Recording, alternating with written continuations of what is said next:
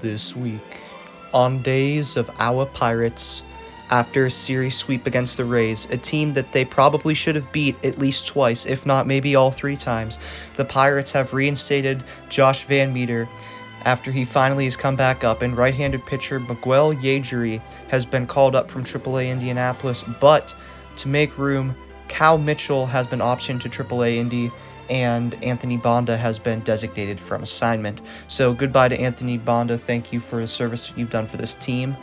And Cal Mitchell, I mean, he's a great player, but he wasn't really getting a ton of time. So I think moving him back down to AAA was the right thing. But at the same time, like Josh Van Meter, he's not going to be here for a long time. We know that. But regardless, he's back in the starting lineup. It's nice to see him healthy again as Hayes strikes out. But we're heading into this series against the Nationals, and the last time we played the Nationals, we won 3 out of 4, and that's how we got to a above 500 record. We were 5-4, and for the first time since, and the only time since we won our first game of last season against the Cubs to be at a 1-0 record, the Pirates found themselves at a winning record at 5-4, and although this team is much more fun to watch now and more promising now than it was then, I cherish those memories because, well, it was a winning record for more than one game. As you see, this one is hit by Juan Soto, and here's Josh Bell, the former Pirate, up to bat, and that's something that I hope to not say again in terms of the players that are on this team, because I don't want to say, oh, Brian Reynolds, Key Brian Hayes, former Pirate. Nope, never. I never want to say those words. But regardless, he was up to bat, and he was out. 1 out away from ending the inning. Nelson Cruz, the 41-year-old DH, is up to bat. This one's hit hard, and this one is caught by Sawinski. It probably would have barely just stayed in the park had he not caught it. But Jack Sawinski makes a pretty athletic catch right there to prevent any sort of bases from being loaded. And now, how ironic, Jack Sawinski's up to bat to start the top of the second inning on a 3-2 pitch. This one's hit hard, and Jack Sawinski hits this one into the corner. And that one is going to be a ground rule double. Bly Madris would have been able to go home, so that's honestly a lucky bounce for the Nationals. But regardless, Sawinski's on second base, and Madris is on third. The Pirates are in position to score some runs here with none other than Josh Van Meter up to bat. Nice to see him back as he hits this one, and that's going to be a high fly ball, and it's most likely going to be a sacrifice fly, and it will. Bly Madris is going to get home easily, and you're also going to see that Sawinski stole third. But just like I said, Pirates go up 1-0, and that's going to be all the scoring for that inning as we're going to the bottom of the third. Josh Bell up to bat again for the Nationals here in Washington, D.C. And this one's hit, and it's bobbled, and he's called safe. Definitely a close call there, but Josh Bell claims to be safe at at first base. We're going to have to see if that's true, and if it is, then the bases are going to be loaded with 2 outs. As you see, Van Meter had an error right there, but he was still almost able to make the play. Oh, man, that one is close. I feel like Josh Bell's toe just touched it, and they're going to say it did. He remains safe. And here is Cruz, and he drops this one, but he gets it to O'Neal Cruz. And that is going to end the inning with no runs scored. He's talking to Josh Bell. As we're going to the bottom of the fourth inning, the Pirates weren't able to do anything in the top of the fourth. So here we go. Hernandez is up. This one's hit hard, and that is going to bounce out of the park, and that's going to be a ground rule double. And honestly, again, probably a lucky bounce for the team pitching. That's the Pirates, because it probably would have drove in a run. So there's a man on second and third now for the Nationals with 1 out after that ground rule double. And luckily, no one got hurt and stands on that play. Yajiri's having a pretty good start so far. Definitely pleased from what I've seen from him overall, as this one's hit high in the air. And Perez looks like he was going to get it, but he backs up to let the infielder Josh Van Meter catch it, and he does. So that's going to end the inning. No runs scored once again. Top of the fifth, here is O'Neal Cruz playing in D.C. for his first time.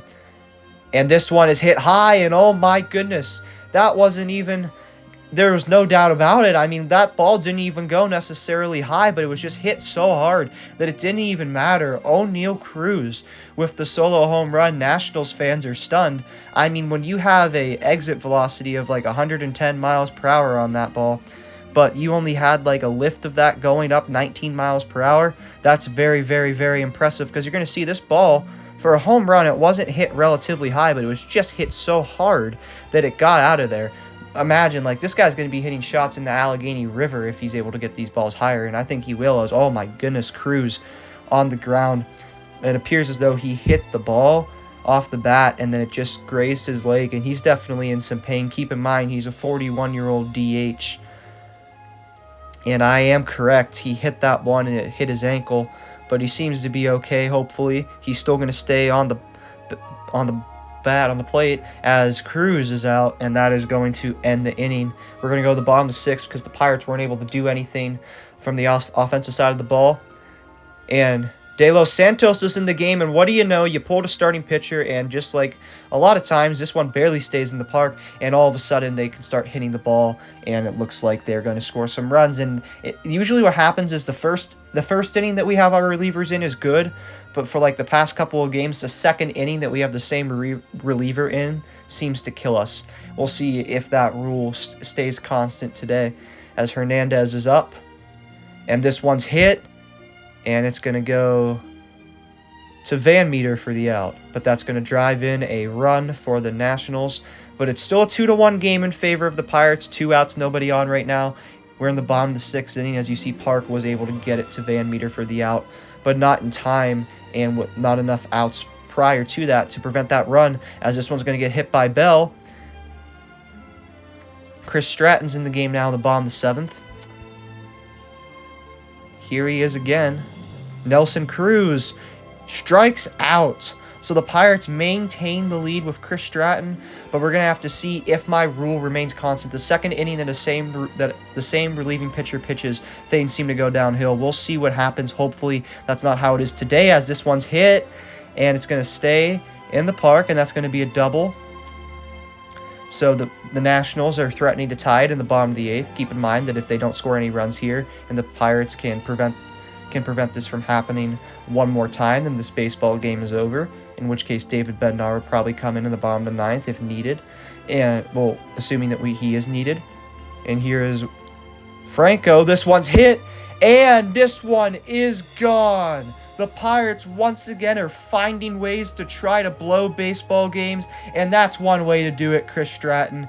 That one is out of here. And for the first time today, the Nationals take the 3-2 lead, and the tables have turned, because now the Nationals are 3 outs away from winning the game, despite the fact that they were never leading until this point. You had a great start by Yeagery, but we're going to have to see what happens. Kyle Finnegan is in, the closer for the Nationals.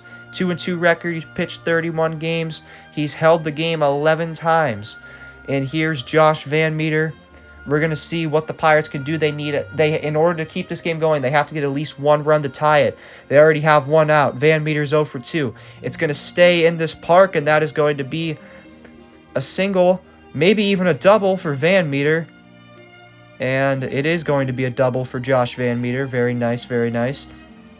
So the Pirates are a single away from most likely tying this game and keeping it alive. And we're going to have to see what happens. As you see, that one stayed in the park after bouncing. And here's Hoy Park. Michael Chavis is pinch running for Van Meter.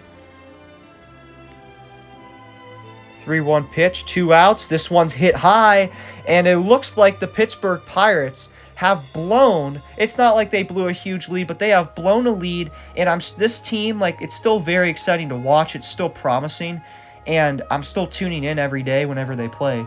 But regardless, the Pirates are finding ways to lose, and I get it. We have a relatively young team, right? And the players that aren't young, unless if you're talking about like Michael Chavis, they're probably not very great. But with that being said, the Pirates have found ways to lose the past 4 games.